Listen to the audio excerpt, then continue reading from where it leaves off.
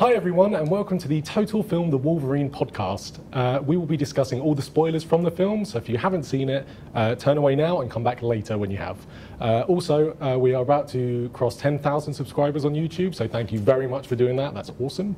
We'll be going through the film's plot, the action scenes, and most importantly, whether it does fit into the wider X-Men universe and whether we are excited and you are excited for where that's going to go. So I'm joined by Rich Jordan, Jane Crowther, and Gav Murphy.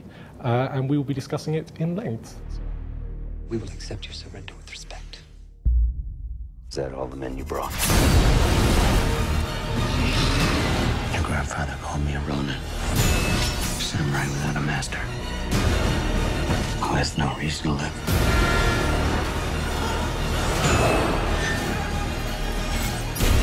Was he right?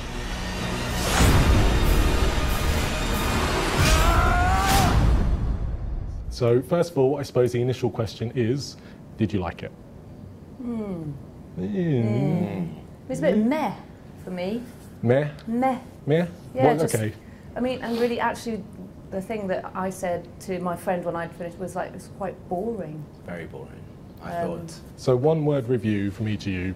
Boring, meh, Yeah. Rich? I completely disagree. I wasn't bored. It's not technically a one-word review. Well, it's not. Japanese, I don't know. No, I thought it was really good. I mean, it wasn't without its flaws, but I thought it was infinitely more entertaining than a lot of the films that have been out this summer, especially something like Superman Returns, where I was bored, where I was actually felt like, I did actually feel like I was being bashed around the head with effects and action sequences and stuff. The action sequences had time to breathe, which is what I liked, and they had a lot more impact, I felt, because of that.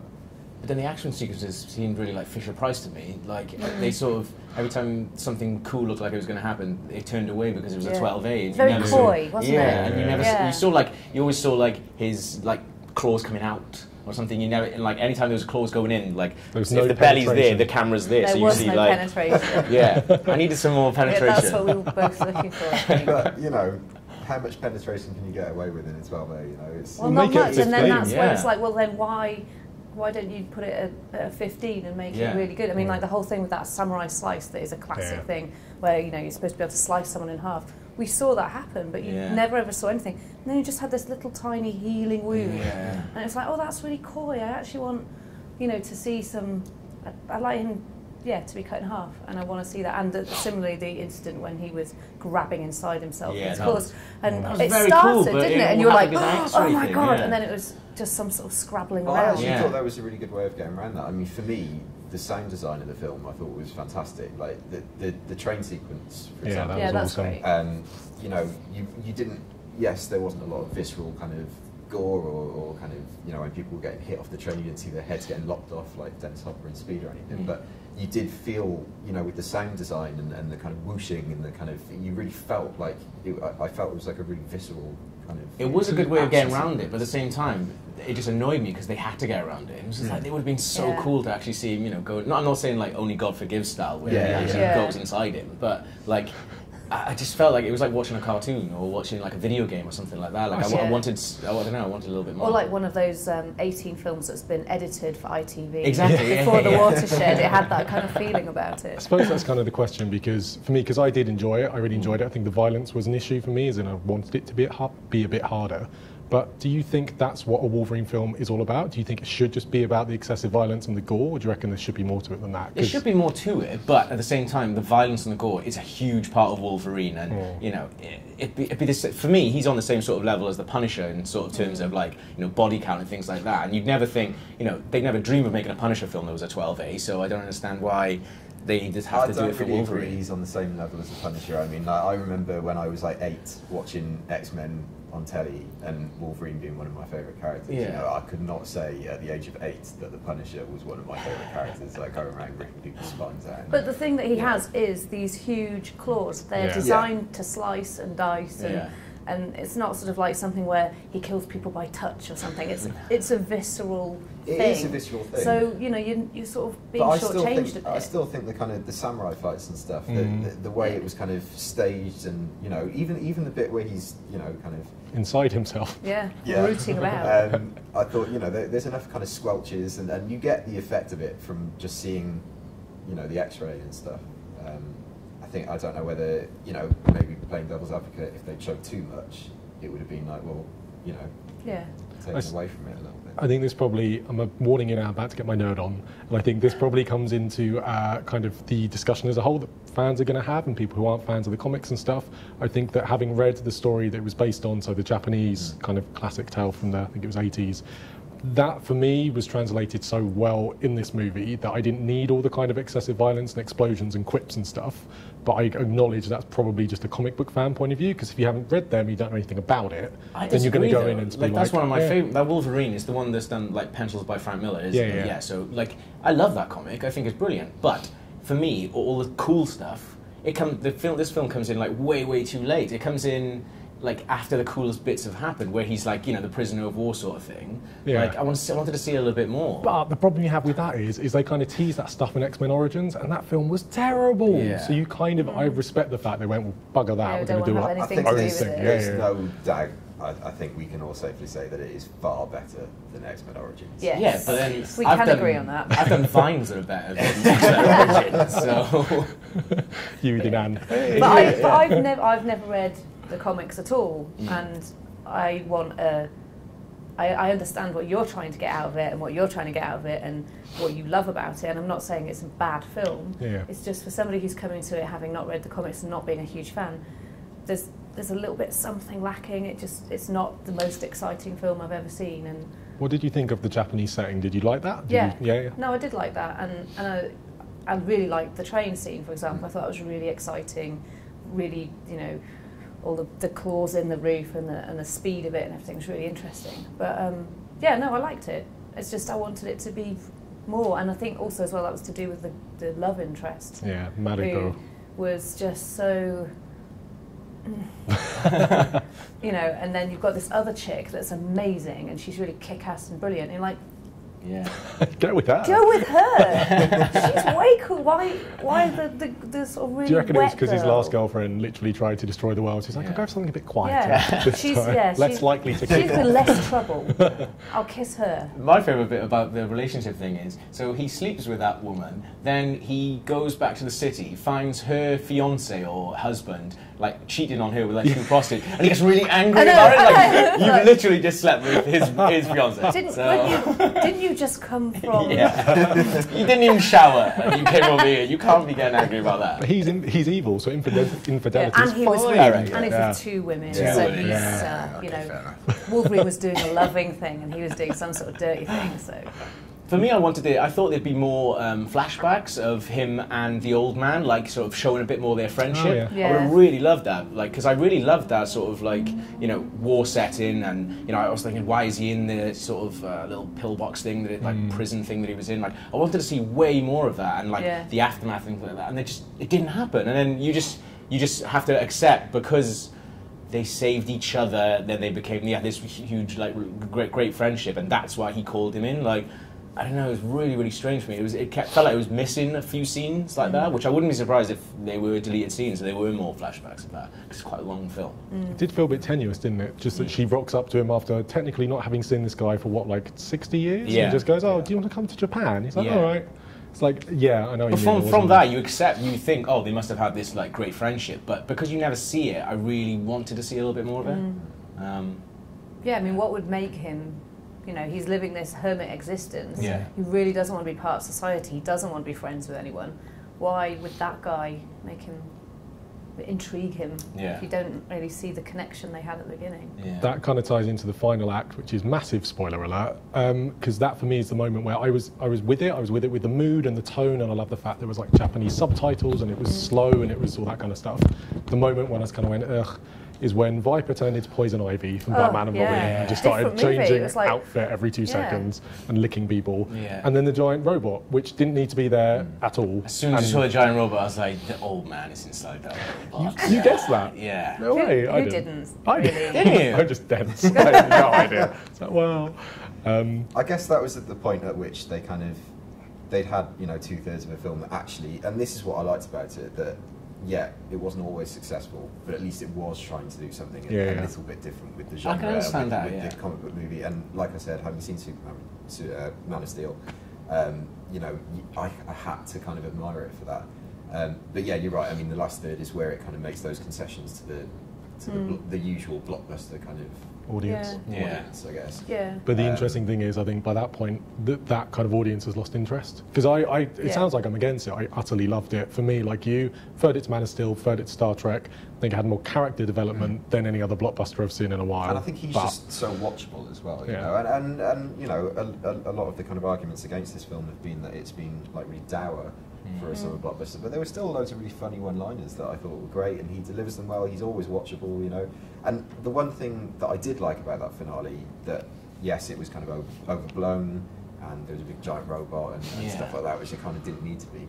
But what I did like about it is they made a couple of bold choices even in that, and stuck with them. So like, spoiler alert, when he gets his claws cut off, the fact that they didn't find some way to meld them back on, or to kind of... I did like the drilling into them. Exactly. That was I was kind of like, God, that's really quite... And to end the film with him not having his claws, or reverting back to his original claws, I think was, you know, quite... I was glad they didn't kind of retcon that. I was worried at one point that they would, and that would have really bugged me. One thing that I really don't like, and it seems to be becoming like a theme in these superhero movies, is they have to introduce some theme of like getting people to get rid of their powers. Like, because like one thing that they kept going to him is like, oh, you want to die, and like it's always the same where they sort of like the same with like Iron Man fixed himself, and like it always seems like this really weird thing of like, I know it's like struggling with identity, and that's the huge theme of these films, but I'm sick of it. I just want them to get. I just want them to be like, no, I'm Wolverine. I don't need fixing. Thank you very much. I'm fine as I am. Yeah, exactly. Like, and you see, 90 minutes. And the same happened, like, you know, to a lesser extent with like the Dark Knight as well. He's like, you know, he's always saying to Rachel, oh no, there's going to be a time when I'm not Batman. It's like, no, fucking Batman. To be fair though, I mean, Wolverine didn't do that to himself. They were kind of stolen from him, and. You know, he has always been, he's kind of unique as a character in that he is immortal, so there is that thing, and which I think the whole Jean Grey thing touches on it, is that if you can live forever, people you love are going to die. I think James Mangold said before it, like everyone you love will die. When he picked up the script, the first thing he wrote was everyone I love will die, you know, and that's kind of quite interesting. Maybe they didn't explore that as you know, but again, it's a big tentpole sort of blockbuster, so how much can you delve into that without kind of alienating a massive part of your audience? And that's the thing with superpowered people, you always have to find a way to make them fallible, otherwise you're just watching someone just... I can understand that, but then he sort of isn't, like, I always love it when he's up against Magneto, because Magneto's just like, no, you're not moving anymore. Like, and so he is fallible in that way, and you do see him get his ass kicked in the other movies, but yeah, I don't know. And then talking about Magneto, an even bigger spoiler alert, which I almost missed for going to the toilet, was the Easter egg at the end, which I didn't know was coming at all. And that, I loved that. I just thought it was awesome just seeing Patrick Stewart. And do you know what happened? No. Okay. You might as well tell me. You could reenact it. Yeah. Two of us. So basically, Wolverine's going through customs or an airport, and he gets stopped by basically Ian McKellen and Patrick Stewart, who are both there and are their old selves and have their powers and all that kind of stuff. So it's a pretty big deal, and they basically go, a massive terror is coming, and that leads into Days of Future Past. Ah, cool. Yeah, and there's a Trask Industries sign on like the, well, which leads into Sentinels. So what did you think of that? I thought it was great. It really reminded me of kind of Bryan Singer's first two X-Men movies, especially when Patrick Stewart kind of stops time, and you get like the screening I was in when everything stops, everyone started going nuts because they knew exactly what was happening, and he comes on, they both got such a delivery to them.